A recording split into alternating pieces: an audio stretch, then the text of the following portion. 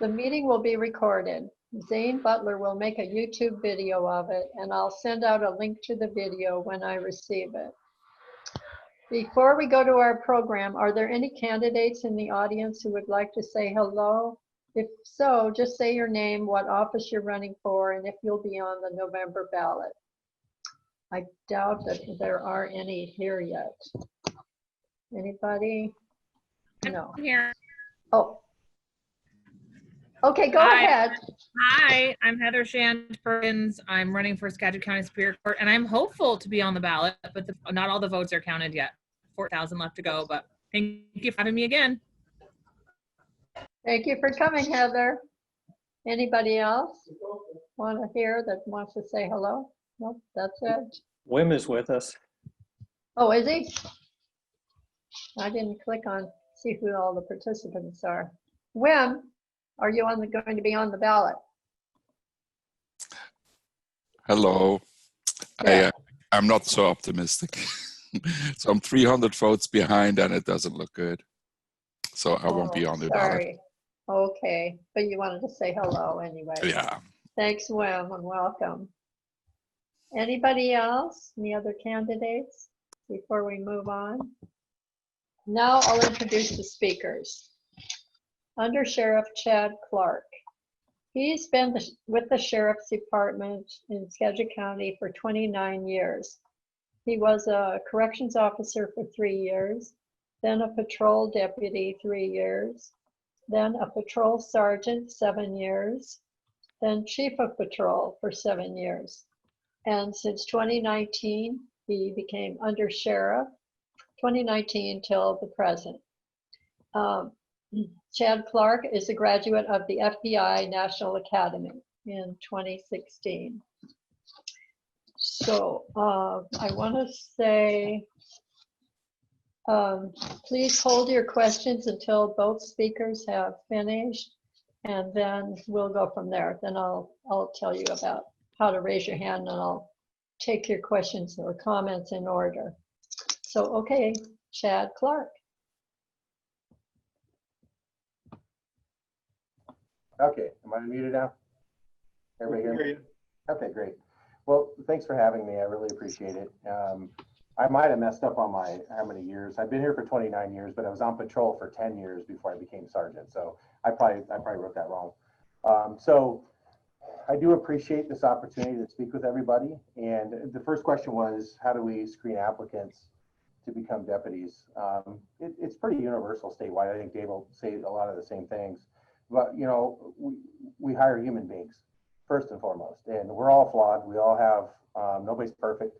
And so we do the very best we can to get people with a high integrity and good decision-making and have some life experience. So to get hired at the sheriff's office, you have to go through a written test process. It's through public safety testing. Most agencies in the state use that. Your test scores then get shipped to whatever agency that you want to work for that has openings. At the same, if you pass the written test, then you do a physical agility test that day. And then you go to your civil service board on whoever contacts you first, whatever agency likes your test scores. And you have to pass with at least a 70%, and it's a civil service test.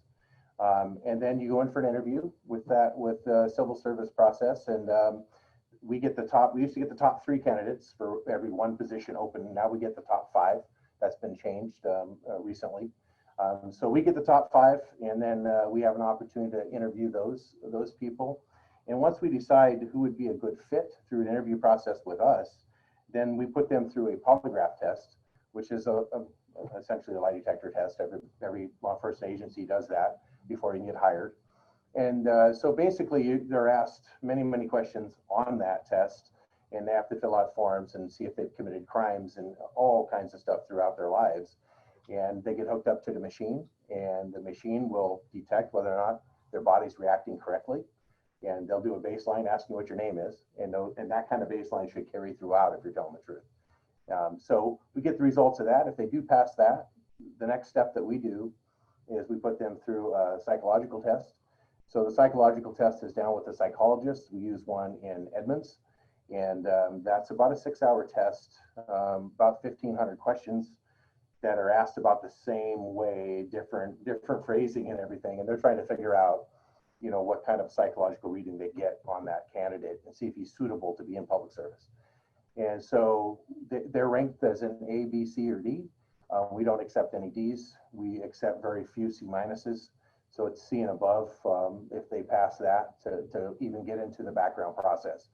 So once we have both of those tests completed, then they start into a background process. We have a former corrections sergeant deputy that was with us for more than 30 years. We contract with him, he's retired. And he does all of our backgrounds for both corrections and both patrol. So this is kind of the patrol thing that I explained, but it's the same for corrections. They go through the exact same process as a patrol deputy would to get selected and to get hired to the point. So when he's doing their background, he goes through their work history, calls all the former employers, goes through the living history, calls former landlords, where they went to college, where they had dorms, all this. It's extensive to where it could take several weeks to a month, maybe longer, depending on how many contacts there are. And so that process is all ongoing while we're trying to fill all of our open positions. And so we do the best we can to get somebody or somebody's with the most integrity, and whatever rises, the cream rises to the top, and that's the ones that we select. Now, have we always had the perfect candidates? We sometimes don't find that out until later, and that's why we have a year's probation. And that probation starts after they graduate from the 5-month police academy. So what we do, if we hire that person and then they come in and then we equip them, we send them to the police academy, and the police academy is 19 weeks and it's 720 hours of training. The training is everything from dealing with people that have a mental health crisis all the way to people that need to be counseled for whatever crime they may have committed, need to be arrested. So all of that in between, traffic enforcement, everything you can imagine is taught for that 720 hours. Once they get out of that, they come to our office, and now they are with a field trainer. The field trainer has them for 12 weeks, sometimes up to 14, depending on how the person's doing. And they're trained, they're a 2-person car for that 12 weeks. And he's graded every single day. They do a daily observation report. And if the person is up to speed, has everything doing really well on everything, then he or she is let out on their own and with a squad and supervised by a sergeant. That's basically our hiring process. That's what it takes. It takes anywhere. If you applied tomorrow, it would be probably a few months before you would actually be hired or not. It's an ongoing process. So the next question is what steps the department takes to evaluate how officers will respond to stressful situations. And that's a great question. And sometimes it takes years and years of experience. But the way that we do that, and I think is pretty similar for most police agencies, you have to train. So training is very important to us. Every police agency, every police officer in the state of Washington has to complete 24 hours of in-service training through the Criminal Justice Training Commission. That's a requirement. Some of that is crisis intervention, all the way to building searches and things like that. So what we do is we have range training. Each deputy goes through range training 3 times a year. But we recently purchased a machine that's called Laser Shot. And this machine is a virtual trainer. A deputy will go into a situation where there are screens up on the wall and there's a scenario taking place in front of him or her. And it's real people acting in this type of environment. And he comes in equipped with his uniform on, all of his belt, everything like that, and has an insemination weapon where it's laser. And so it can be anywhere from a routine traffic stop to a domestic violence situation to a mental health crisis. And how that deputy reacts to that situation, the sergeant or the trained firearms instructor generally that's running that system can change the scenario of the actors based upon the deputy's voice commands and how he's handling the situation. They can de-escalate it if he's doing a great job, or the scenario can escalate if it's not doing that great of a job. So we just got that earlier this year. It's been set up and we have put deputies through that training. We're opening that up to all law enforcement in Skagit County. And that's going to come here pretty soon. We're equipping the former jail upstairs for me into that room to where it's going to be dedicated for that machine. So we're really excited to get that going. We sent 2 deputies to patrol tactics. patrol tactics is a new, it's a legislation that was passed that is a requirement statewide. And so that's a 2-week course, and they are trained on patrol tactics for 2 weeks. And so when they come back, they set up a syllabus, and they're going to train. And I got one of their syllabuses here. They train everything from dealing with people in a crisis all the way to arrests, physical training, building searches, felony stops, all kinds of stuff for that. And so we'll train all police officers within Skagit County on that. There's other agencies that also sent folks through that 2-week course as well. So to get our deputies ready to handle stressful situations, there's nothing like the real thing, and we get that, but how can we get him ready before that real thing? And I think that's really important. That's why we went out of our way and we got laser shot, because that's the closest thing we could come to put that deputy into the situation and handle it as if it was really going on. I'd love to expand more with questions as we go. I'm just kind of shooting through this a little bit. The last one was, do we ask too much of law enforcement? Are there ways to redefine the job description that are more in sync with the skills that are unique to law enforcement? You know, technology has really changed since when I started. I started 29 years ago. I mean, I had a car, I had a radio in my car, I had a pen and a paper and a map book. I didn't have a cell phone, I didn't have a computer in my car, I had nothing. And so I learned real quick how to get around the county, and things really, really change. And what I've noticed now is that we receive more training now with dealing with folks that are having a mental health crisis. We do that quite often, and for good reason. So if somebody's having a mental health issue and we come to that situation, they haven't necessarily committed a crime because they can't form the intent to commit a crime. What do we do with them to get them help that they need? That's a challenge for us in Skagit County. Where do we take these folks? Most of the time, if they're a danger to themselves or others, we take them to the hospital so they can be seen by an MHP, a mental health professional. And we drop them off, we fill out a form, and then we leave. And a lot of times, you know, they leave not too far behind us, and they probably haven't gotten the help they really needed. So that's a real challenge for us. What we've done, we've signed a contract with Compass Health at the Sheriff's Office, and there's a team called MCOT. It's a crisis response team, and they're mental health professionals. We now have 2 of them embedded in the Sheriff's Office. They are riding with deputies for 8 hours a day, 7 days a week. And the deputy that they're with at the time, he or she is going to start going to all of the mental health calls that come in throughout the county, in the county for now, and then the cities as we go, and deal with that situation now with a mental health counselor directly in his patrol car. Once the situation is safe, the mental health counselor is already there. That's a huge step for us. We've never done that before. We found the need, and we knew it was an issue we had to deal with, and so they agreed to that. We've signed off on the MOU, and now that's happening, and that's a great thing. It's only just been happening for like 2 weeks, so we just started that. So really excited for that, actually. So certainly there's way more to these questions and way more to the answers for these questions than I just gave you, but I wanted to limit it to best I could to about the 10 minutes that you said. But I'm happy to take questions now or after Dave has a chance to speak. But thank you very much. I really appreciate the opportunity. Thank you. Okay, now we'll go to Captain Dave Floyd. He lives on South Fidalgo.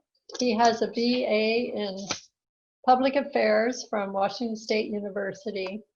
He started his career as a patrol officer with Anacortes Police Department 20 years ago, serving as a field training officer, a Marine patrol officer, bike patrol officer, and defensive tactics instructor.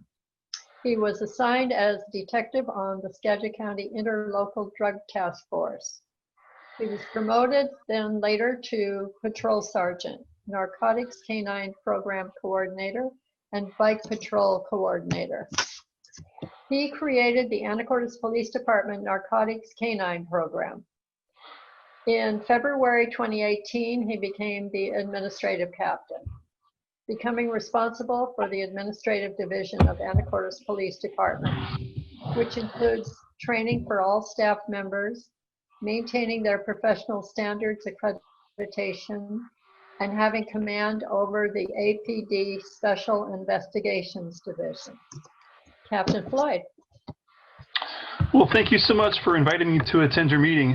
I was at a meeting for our department recently, and one of the city council members came and explained, that though other parts of the state, other parts of the country, it seems a bit more adversarial than it is locally, the city council fully supported our department. And one of the things that I took away from that was, we need to get out there and tell our own story, because a lot of that isn't happening. And so I appreciate this opportunity to speak with you guys tonight. And, most of the individuals that go into this line of work are humble by nature and not interested in bragging about their successes. So that's something that we're trying to change. Your questions regarding screening applicants and identifying those individuals with problematic history, as usual, at most of the meetings I go to, Chad steals my thunder before I ever get the chance. So I'll try to hit the points that he didn't already cover, just so we don't duplicate efforts here.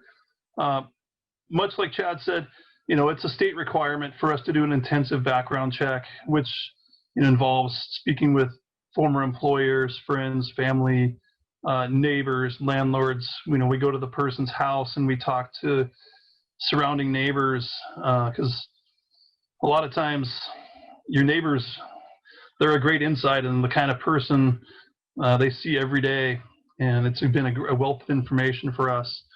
Our chief, his motto has always been, we hire for integrity, character, and commitment to the values that we hold high in the Anacortes Police Department. I can train someone to do police work, but I can't train those values in, and I can't train in the integrity. So that's what we look for most in a candidate. Fortunately, agencies in Washington State, have the Criminal Justice Training Commission, and that's a certifying body that allows individuals to the certification to work in Washington State as a peace officer. If officers in the state are terminated for many of the actions that we see on the news every day from other parts of the country, examples being dishonesty, violation of civil rights, excessive force, or anything of that nature, that employing agency is required to send the notice of termination to the Training Commission, who then revokes that officer's certification, and that prevents them from going to another department and somewhere else in the state and becoming a problem for someone else. And we do our best to try to weed out the people that should not be in this profession, because the hardworking people that are here want to put forth the best effort every day and the best products, and we can't do that with people that don't belong in this line of work.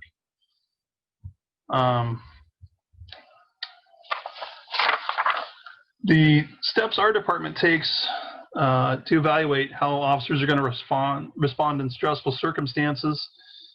Each prospective candidate for hiring, like Chad mentioned earlier, has to complete an intensive exam by a state licensed psychologist or psychiatrist. And having been through it, that induces a fair amount of stress itself. During the academy training process, student officers are evaluated on their response to circumstances. The academy staff will introduce moderate levels of stress just to see what their response is and how they cope with that stress. Agencies across the state rely on the Training Commission to evaluate the student officers' response and performance during those stressful situations. And upon their return from 19 weeks of training, we, the same as the sheriff's office, put them with a field training officer. That's typically a veteran officer that has a great deal of experience and is able to guide that student officer through the various types of calls that they're going to encounter. They're out in the field handling real calls for service, and a lot of it's learning on the job with the guidance of a veteran officer. They're evaluated on a daily basis, and then the field training officer's primary job is to try to introduce that person to as many possible stressful situations as they can, so we can fairly evaluate how that person's going to react when there's not someone there watching over their shoulder to critique their performance.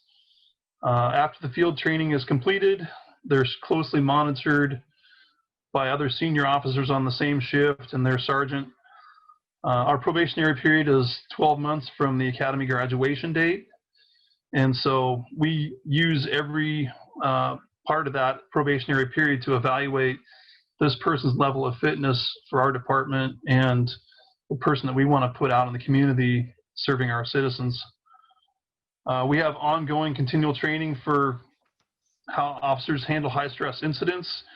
We know that in a high-stress incident, you're going to revert back to the training that you have. And so if your department hasn't provided you that training, then you're going to be searching on your own for a solution to this stressful situation that you've encountered. We continually, in addition to the state mandated training that Chad mentioned, like the critical incident training, we have additional department training that we put our folks through.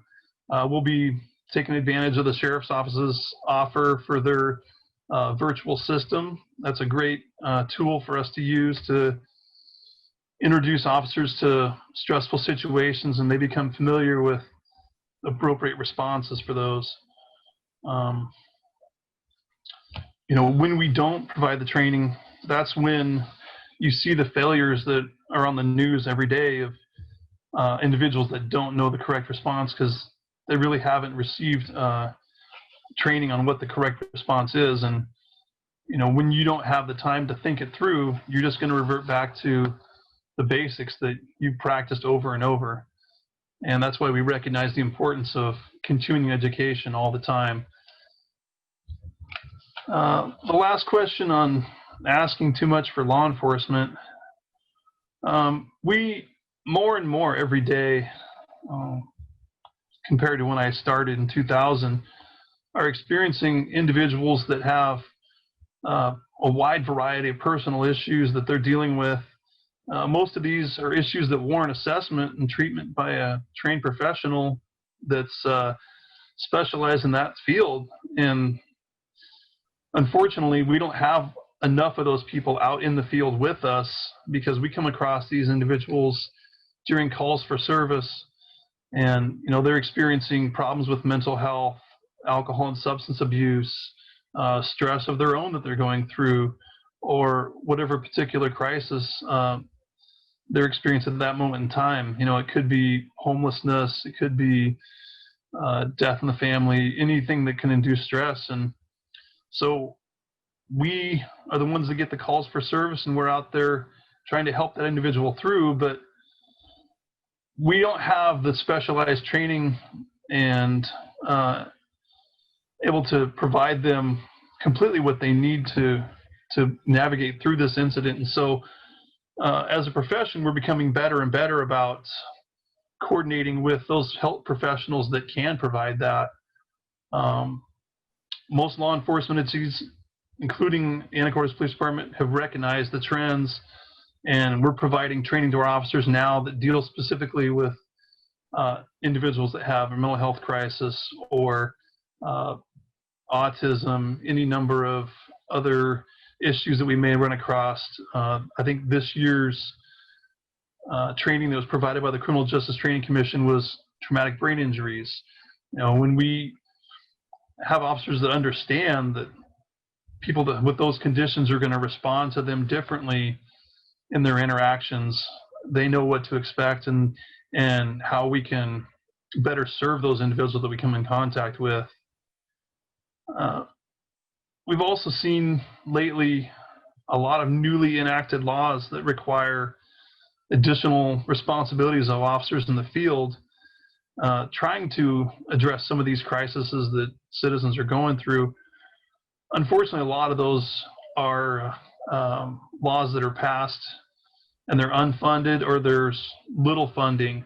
So the additional time or training that it's going to take to equip our officers to deal with one of those individuals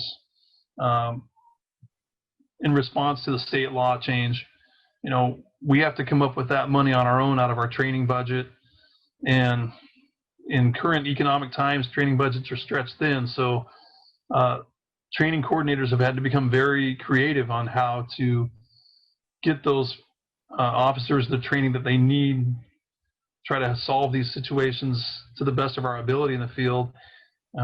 We also, unfortunately, can't spend the amount of time that's really needed for some of these folks because you have a limited number of officers available, and the calls for service don't stop when you have someone that's in a mental health crisis. You know, we have to get them to the hospital, fill out the paperwork. Many times the doctor has follow-up questions, and that all takes time. And these are requirements that didn't exist when Chad and I started. So it's a continually evolving process, and we've had to become very astute at adapting and being flexible to those things. It's a lot of times it's creativity by officers in the field. An example I had just from this last week, we had an individual experiencing a mental health crisis. He was suicidal. He wanted some help, and we were there to try to help him. But he had a service dog, and try to find a hospital that's willing to accept a service dog. It's a tall order. Thankfully, our staff was able to do the research and spent the extra time. We found a facility that could offer him the services he needed, and it was equipped to take a service animal. And so that is a success for us. But those types of calls take a lot longer, and so we have to be creative with our staffing and how to get the service to the folks that need it without compromising service to others. So the theme is, you know, agencies all over the state, from the command level where Chad and I are at down to the most junior officer. We just have to continually adapt to the needs of the community and find new or more efficient ways to accomplish helping those that need it the most. And it's a challenge every day. Thank you so much. Okay, I think we're ready to go to our discussion. And you have held your questions until they finish. That's great. You can make a comment as well as ask a question. Click, if you have one, click on participants at the bottom of your screen, and then you should see a list of everybody who's here on the right side, and at the bottom of that, on the right, raise hand, and that's the method we'll use to ask questions. So you click on raise hand, and then I'll call on you in the order that you raise your hand, and Brad will spotlight your picture and unmute you, and you can ask. Who's next? Anybody got a question? Oh, and we weren't going to go to the chat box. Just to keep it simpler, just have one. Could that person click on raise hand, please? Marjorie has her hand up, Corinne. Oh, Marjorie. Marjorie Height, go ahead. Okay, Marjorie first. Okay, my question is about is for both officers about the use of force review process that they use. Do you use a use of force review board? And if you do, who's on it? And what kind of conclusions have you had? What kind of use of that use of force review board have there been? For instance, how many times is that board convened in a given year? What kinds of results you have from that, and whether they dovetail with any citizen complaints? Yes. And if you don't use a citizens review board or a use of force review board, what do you use to respond to questions of when an officer has either needed to draw a weapon or use force in some other way? Thank you. I can go after that one first. So at the Sheriff's Office, we have a computer program. It's called Blue Team and IA Pro. So that holds all of our data as far as if the deputy uses force, a blue team gets originated from that deputy that gets forwarded to his sergeant. The sergeant then reviews that use of force and sees if it's within policy. If it is within policy, he marks that. It then goes to the chief of patrol. The chief of patrol then has to approve all of those or send it back saying we need to review this closer to see if that was in fact within policy. If it is in policy, it then goes into a system called IA Pro that gets sent to another chief deputy who also reviews it and puts it away, and it's filed. We also have triggers. So if we have a specific deputy that has used more than 4 uses of force in the previous 6 months, an alarm goes off. And that alarm is triggered to the command staff to think, okay, what's going on here? Okay, we have a deputy that's used force in the last 6 months. We need to review that a little bit better. Find out what's going on. Is there something we need to do about that? Or were they all within policy and it's probably okay? So that kind of gives us a trigger, because we have, with 50 deputies out there, sometimes, they get to go into all these different calls and we don't want anything to fall through the cracks. So we don't actually have a citizen review board of sorts to review uses of force. Is what we do is, if we have a use of force that's not within policy, it goes to the chief deputy. The chief deputy then has a process with the sergeant and the deputy. They review reports and they come up with, if it warrants discipline, it'll be a written warning or something in that sort. It could be a counseling session to where that gets put into the deputy's file and it's held there for a year, and then it's monitored.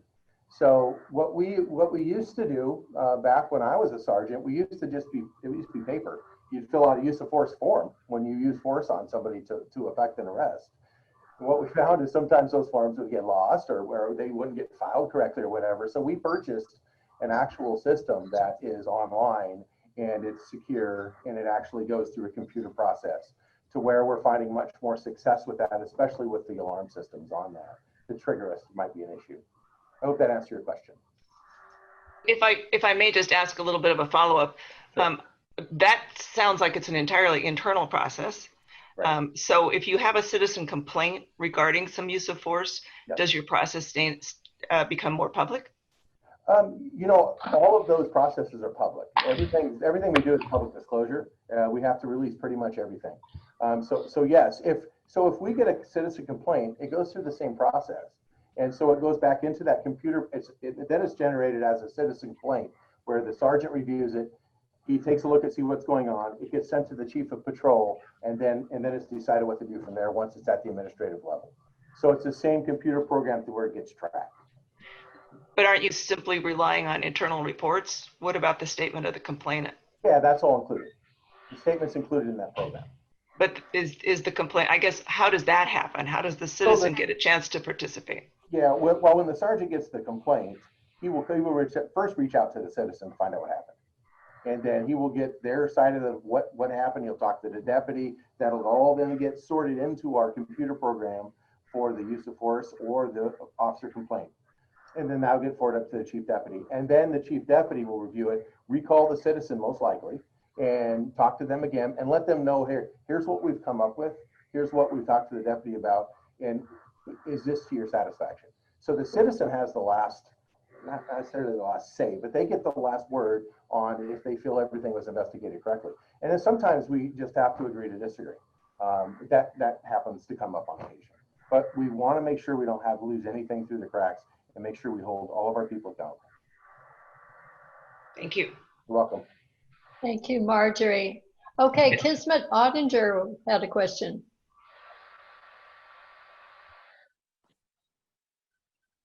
Kismet? Yes, I'm just unmuting myself there. Okay. Hi, thank you for being here, both of you. And I have a question about the Black Lives Matter situation that we've been having lately. And I was wondering, anytime something like this comes up, and this is going to be for a while, we're going to have this until things are done. But is the police force here or in Washington State, are you given any kind of seminars or anything like that? Any kind of tools to deal with it and educate yourselves about the situation that's going on in America right now? And that's one question. And another one I wanted to ask you was, do you ever get a chance to go from this part of Skagit County and work in another county as when you're an officer, so that you have more exposure and training and just experience from not working in a smaller town? Just kind of curious. That's it. Either one. Go ahead, Dave. I hogged the last one. Sorry. Well, I'll try to remember all the points here, because it was a multifaceted question. So we have in our department an annual report that the patrol captain prepares for the chief for his review, and that helps us identify any training deficiencies or needs where we need to focus more energy and time. And that report includes all the uses of force throughout that year that we track, any internal investigations on any officers, bias complaints, complaints of racial profiling or anything like that from any of our officers, and then pursuits that occurred involving our officers throughout the year. And so that document is a pretty important tool that we use. It's very comprehensive. And from that, if we can identify if the current training that we're conducting for racial bias or anything like that is sufficient, or do we need to alter that to address issues that have been identified through this report. We currently offer training to our officers yearly, and that's something that we do as part of our accredited agency status. We have an accreditation team that comes through every 4 years and inspects all of our files to make sure that we're above and beyond the base level thresholds that the state requires. And we went through our 4th consecutive accreditation last year. So these things have been in place with our department for 16 plus, many of them 20 plus years before it was recommended, required, or fashionable to do with the current political climate. We've been doing those things for a long time, and it's just been ingrained in our culture that we pay attention to all those things, and address any deficiencies that are identified right away. And I'm sorry, Kismet, I don't remember what the other parts of your question were. Oh, I think she asked, go ahead, Kismet. I'm a former Air Force. I'm a veteran myself, and so I've traveled a lot and trained in many places, and worked with security forces as well. But I was just curious if our group of soldiers, police officers here, have the chance to work in different cities, so they're exposed to more, I don't know, diversified populace, for less of a better word, and working and solving problems and stuff like that. Do you have a chance to travel and work in different locations? Generally, no. We do have some interagency task force groups where our officers will work in another jurisdiction cooperatively with a group of agencies. But generally speaking, if you work for the city of Anacortes, the Anacortes taxpayers want you spending your time in the city, and the same I would assume goes for the county. So not a lot of that crossover occurs. So on occasion, we'll hire lateral entry type of deputies that come from different agencies down south or wherever they come from. They have at least 2 years experience. If they apply here, sometimes on occasion we'll hire those. But we can't have a Skagit County deputy go down and work in Seattle for a night, those kinds of things. But I understand your point. But we try to train, like we'll go down to seminars and trainings down south as much as we can for deputies and to get some different exposure. Okay, thank you. Yeah, you bet. Okay, Art Huffine had his hand up. You still have a question or comment, Art? Hi. First off, thank you both for your service. I had spent 12 years on a citizens advisory group in Seattle with the Seattle Police Department, and have a great deal of appreciation for what you do, and also tend to be critical when it doesn't work right. I have 2 questions. One is statistical. How much use of force do you have in a year? And have either of you had any lethal use of force issues in the last year or 2 or however long? Well, thanks for the question, Art. For the sheriff's office, I don't have that number in front of me. I can certainly get it to you. If I had your email address, I can send that. We do an annual report as well, and so all those statistics are in that, which is open to the public. So I'll get a hold of that and give you the exact numbers rather than me just making it up. And the other question is, no, we have not had any lethal situations for several years. I think we've only, that I can remember, we've had 2, and it was quite a while ago, before 2010.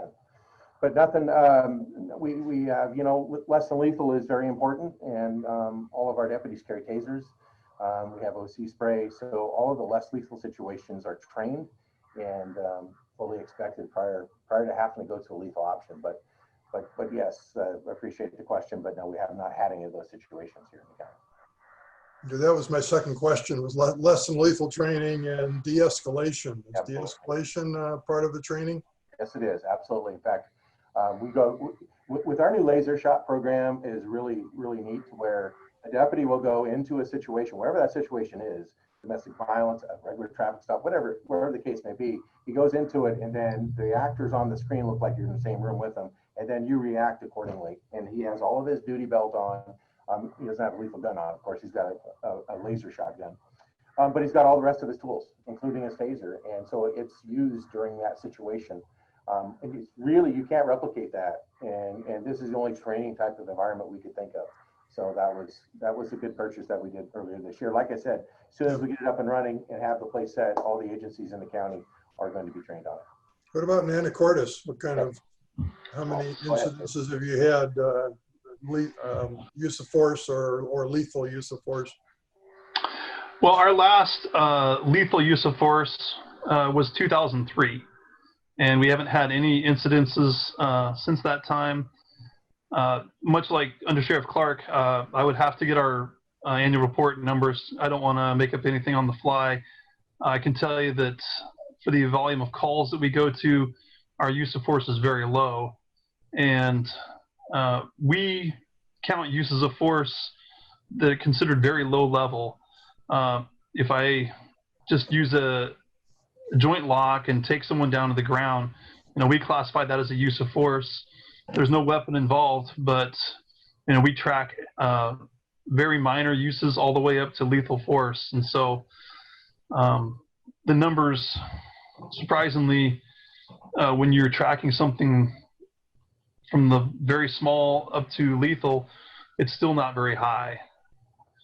We also have impact weapons, taser, pepper spray, and those are all options that are available to the officer to avoid the situation where lethal force is necessary. Well, that was part of the reason for my question, because I'd asked that question of the Island County Sheriff, and to his knowledge, in the 30 years he's been on the force, there has never been a lethal use of force in Island County. And so when we talk about use of force and lethal use of force, my expectation was that it was very low. And that's the point I wanted to get across to people here. It is not a common occurrence, right, in my understanding. Well, and I would like to be clear that, you know, we classify a lethal use of force. It's the application, not whether the person actually dies or not from that use of force. So, you know, by our definition, it's any use of force that could cause severe injury and or death. It doesn't say that it has to cause it, it just could cause it. And so when we talk lethal use of force, it could be something that doesn't even involve a firearm, but you know, we're going to classify it as a lethal use of force. And so that's something that we monitor very closely. And so our incidents in 2003 was an officer that shot an individual, tried to run him over with a car, and we haven't had anything since then. So fortunately for us, it's very low occurrence rate in the Anacortes. Thank you. Kismet has her hand up again. Do you have another question or comment, Kismet? Yeah, this time it's Susan. Oh, Susan. Oh, no, that's okay. That's right. And so I was just wondering what kind of community outreach that Anacortes police do or the sheriff's department. Because, like, for example, the Black Lives Matter or the people protesting by Safeway, do you ever just go up and chat with them? Yeah, actually, when these things were really gaining some momentum, we wanted to be proactive and show that we are the police for all of the community members, not select ones. And so, our chief made it a point to come in 4 consecutive weekends in a row to be down there when the protest was occurring, to walk with those individuals, to introduce himself, and let them know that we're regardless of our own political views or personal stances on it, we're there to protect everyone's rights. And it's something that we've made it a point to unilaterally apply to all the viewpoints. And there's many different folks out there that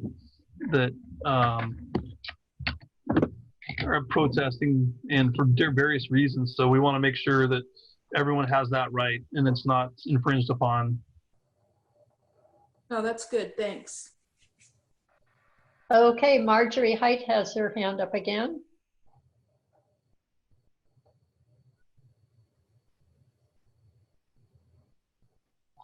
You still have a question, Marjorie? There, I had to unmute myself.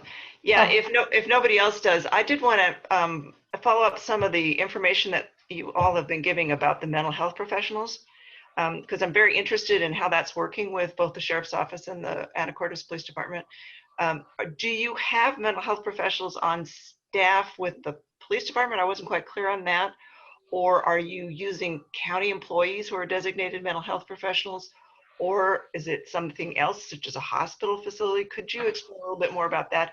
And also about whether or not those people are available to do, to go out and actually interview people with potential committable mental states?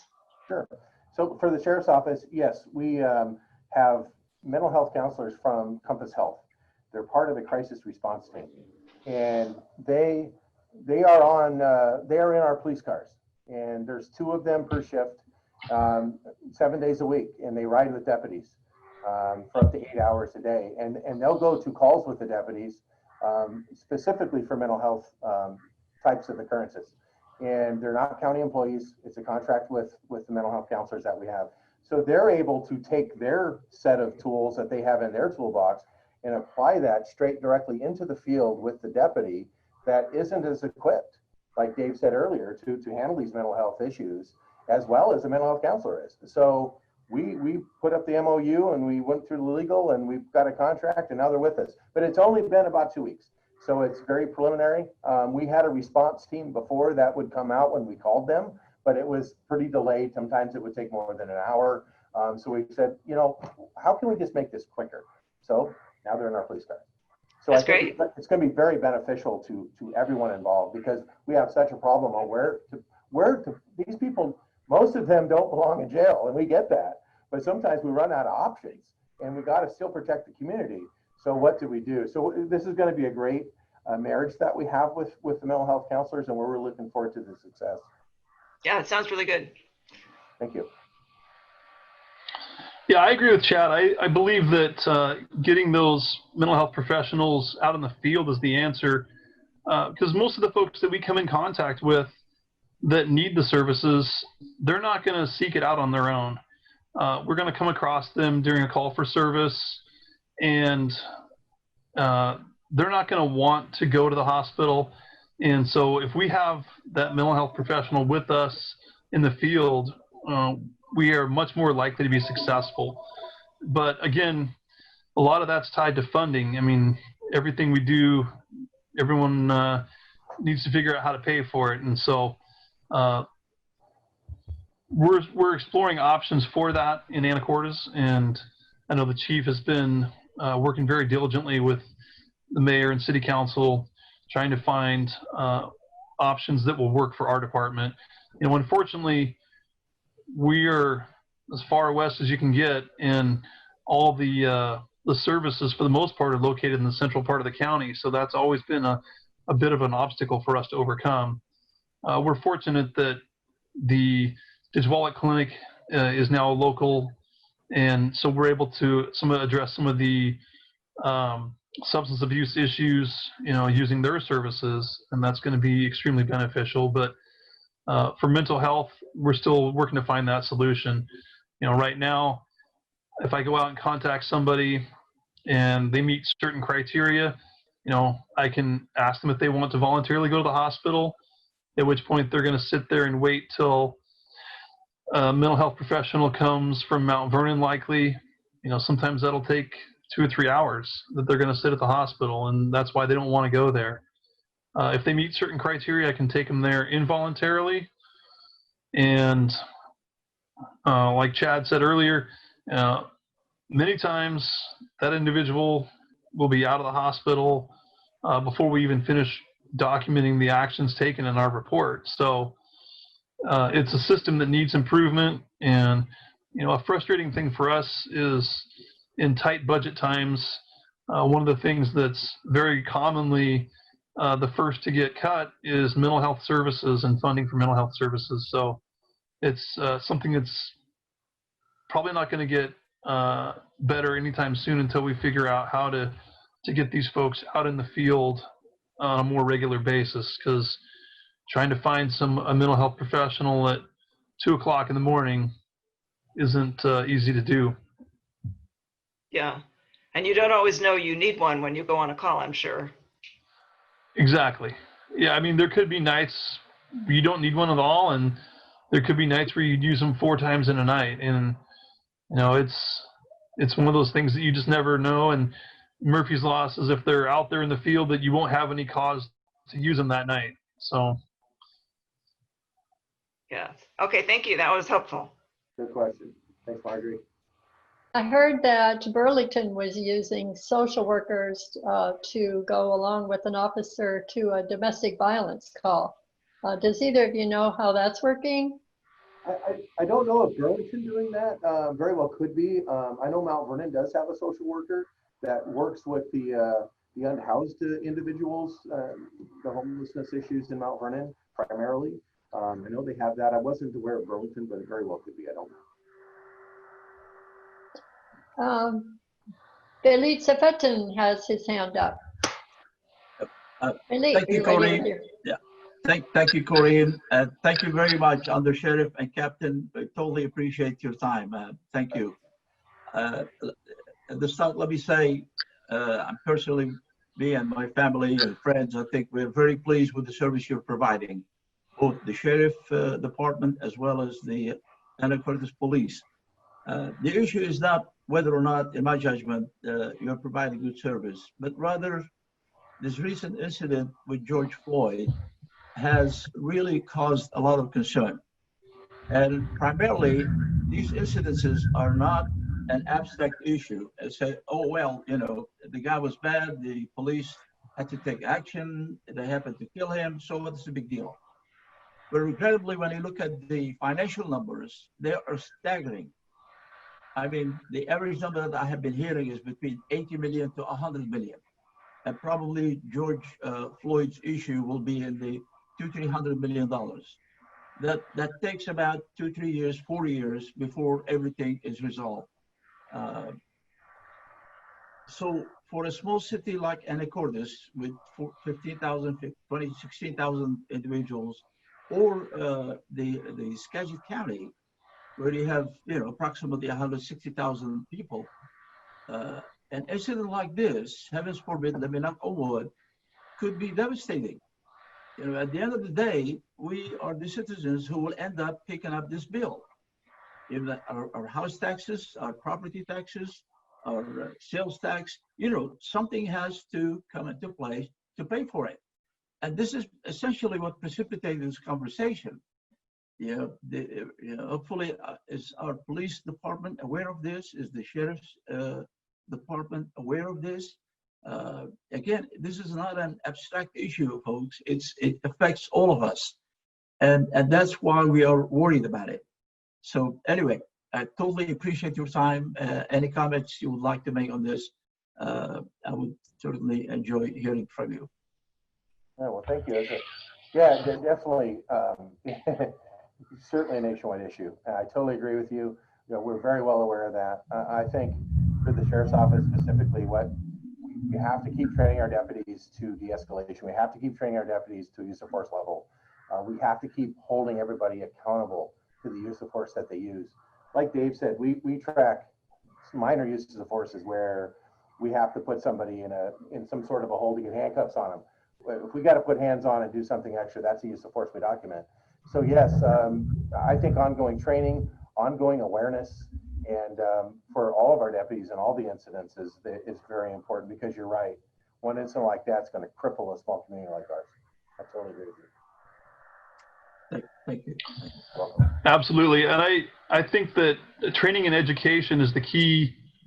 Spending that money up front on educating the officers on the safe methods to go about taking someone to custody that's combative, safe for them, safe for us, and then our actions immediately following, put them in the recovery position, avoid situations that can cause breathing difficulties, getting medical assessment right away, in training them to that's ingrained, and it just becomes second nature without them. You haven't even think about it. That's what we've been working for continually. We do that every year. Our defensive tactics program is set up to ingrain that in them. And our thought is spending that money now on training to avoid that situation is a good investment. Absolutely. Yes. Okay, Patty Santangelo has her hand up. Patty? Hi, a couple things. I know that Anacortes was having a coffee with Carl monthly. Because it was at the senior center, it can't be happening now. Has there been any way to maybe Zoom it or whatever? Yeah, Carl has been trying to come up with a platform to host that virtually, because we did get a lot of great feedback and interaction through those meetings. So that's something that he's going to be focused on next week when he comes back from vacation, getting that program up and going.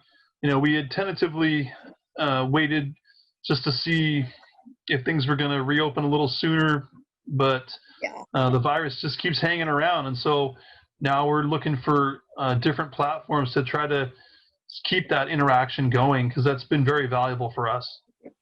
Yeah, I'd like to add, if I could add on to that. So last year I was able to attend about 40 different community type of meetings I did block watch seminars and crime prevention talks and all that. I haven't done any this year. And so trying to figure out how to do that remotely has been very challenging. So it's really been affected to us as well. So yeah, I echo what Dave said. I've got another question too. Oh, wait, Patty, before you go on, Captain, could you clarify for everybody who Carl is? And Oh, I'm sorry. His Yes, coffee. Carl is our community service officer. He does crime prevention. He does a lot of neighborhood outreach. He maintains our social media platforms and does a lot of our networking with the community. So those meetings are one of his projects that he's built up a pretty decent following with, and we're hoping that we can continue the momentum there we gained from that. Yeah, I just wanted to bring up that it was around at some point for people who wanted to contact. Yeah, it's not gone away. We're just trying to figure out how to navigate the virus. The other thing that's been helpful is I'm part of Next Door. Yeah. Yes. In which, I get all kinds of notes and things, texts and things from that. Yeah, the Anacortes Police Department uses a very similar system called Nixle, and we send out information on that platform as well as our Facebook page. So those are our two main methods of getting information out. Yeah, and that would be something that maybe if you could send it to us or something, we could include it in our notes or whatever. Yes, I'll make a note to have Carl do that. Okay. And I know several years ago, a group paid for training for the police on human trafficking several years ago. And the SROPTIMUS It was Correct. a coalition against trafficking locally that did it, and made sure that the police could come by paying their salaries and had it morning and afternoon, so there would still be people on patrol. And I don't know if there's anything similar that could be done for the BLM or not, but I was just noting that that had been done through a local group that could support it. So I don't know if there's any other group. This was for the Srautabas did that training, but I'm not sure there may be another group or something that could do something else. Just an idea. Thank you. Thank you, Thank Patty. you. Okay, Barbara Cooper has her hand up. We're getting a lot of people from our steering committee. Barbara. Well, I have a question. It sounds like the Skagit and the Anacortes Police as well do some fabulous training. Is this sort of a statewide thing, or is this specific to this area that you do this kind of extensive training and try to work on training about de-escalation and all that? Is that a statewide programs or? It's both. So there is training at the state level that's mandated.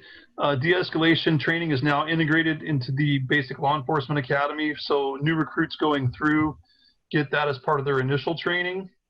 The state provides follow-up refresher training on a yearly basis.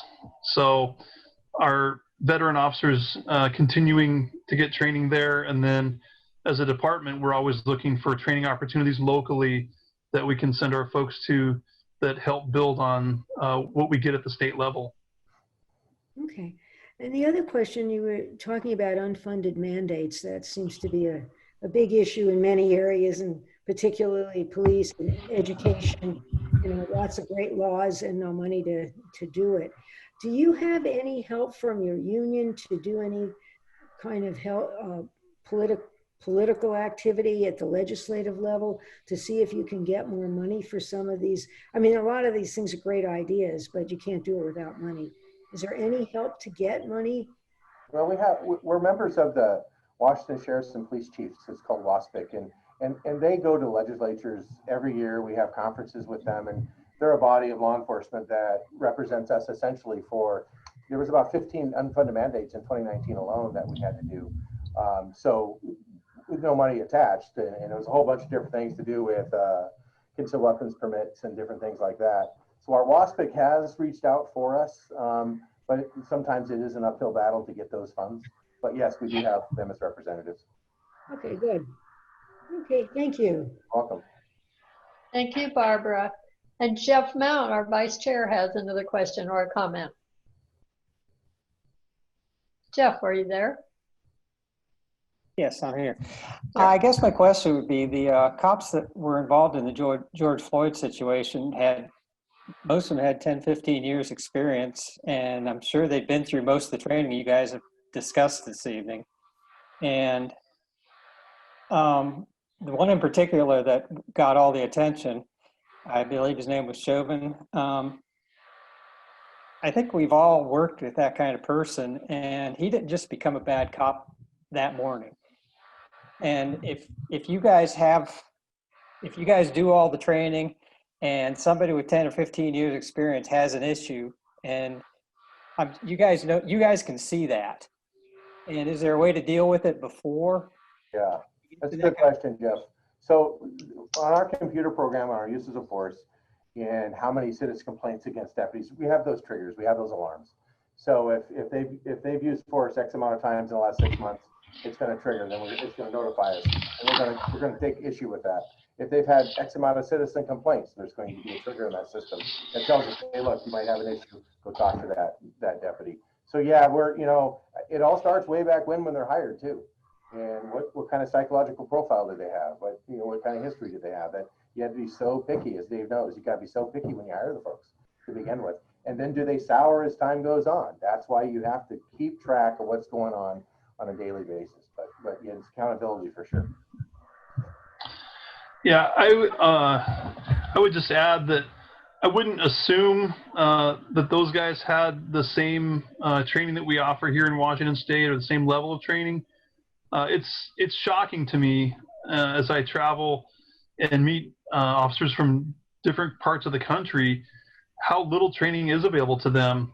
You know, I remember going to visit my sister in Kansas and speaking with one of the local deputies there, asking him, you know, how does it work here? You know, is it the agency that employs you that sends you to training, or is it similar to the California model where, you know, you send yourself through basic training and then the agencies come through and pick up the top people of the class? And he looked at me kind of weird and said, training? We don't have a training academy. You get hired, you go to the range and qualify, and you go to work. And so I think nationwide, we need to kind of raise the standards on what the baseline should be. And like many things, fortunately in Washington State, we're way ahead of the curve there. You know, our training commission and governing body has basic thresholds that we have to meet. And so I think when you compare Washington State to other parts of the country, your uses of force are statistically much, much less. Also in our policy manual, it's written in there that all APD officers are responsible for ensuring the safety and ethical treatment of community members. Intervention, tactical judgment, integrity, ethical decision-making are all part of the ongoing training that we offer. And so it's expected from the bottom up through the agency that if you see something that's not right, it's your duty to notify someone that can fix that. Yeah, I was back in 2016. I was in Virginia at the National Academy for 3 months, and great leadership training. But the point is that when you tell some of the East Coast officers that Washington State mandates that we have 24 hours of in-service training through the Criminal Justice Training Commission, they look at you like you're nuts. Like what train? What do you do? What do you train that much for? And that 24 hours, that's a minimum. Some of our deputies get close to 100 in a year. So yeah, there's a big difference in law enforcement. And I'm not saying the East Coast is good, bad, or indifferent. I'm just saying we are well more trained than most other states throughout, especially towards the East Coast. Yeah, because I know the incident with the 12-year-old boy in Cleveland that got shot. That cop had been fired by a suburban department like 2 years before for basically not having the right skills, and Cleveland went on and hired him. And you know, that's the kind of thing sounds like your screening would avoid, which is good news. Yeah. Well, yeah. Go ahead, Dave. Like I mentioned earlier, you know, we have safeguards in Washington State that would have prevented that.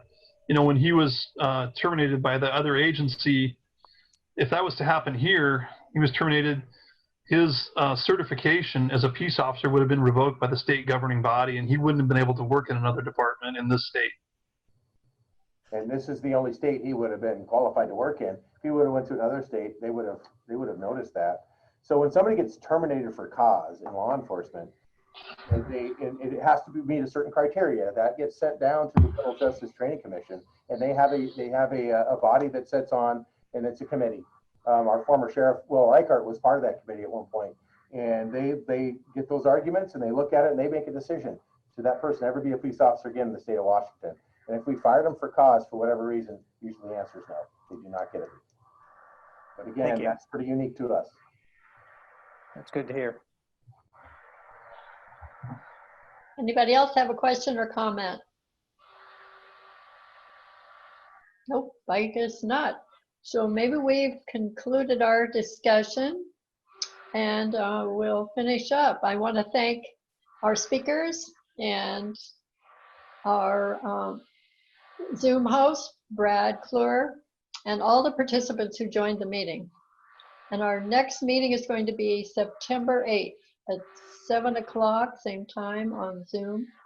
If you're on our email list, you will get an invitation to it. I can't tell you the topic yet.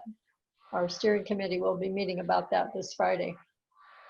All right. And Bud, if you Bud has a question. Thank you. Yeah, I did. Oh, Bud. Okay, go ahead, Bud. Oh, Bud Anderson. I hate to be such a late comer, but thank you for noticing. First of all, I want to thank Captain Dave from Anacortes.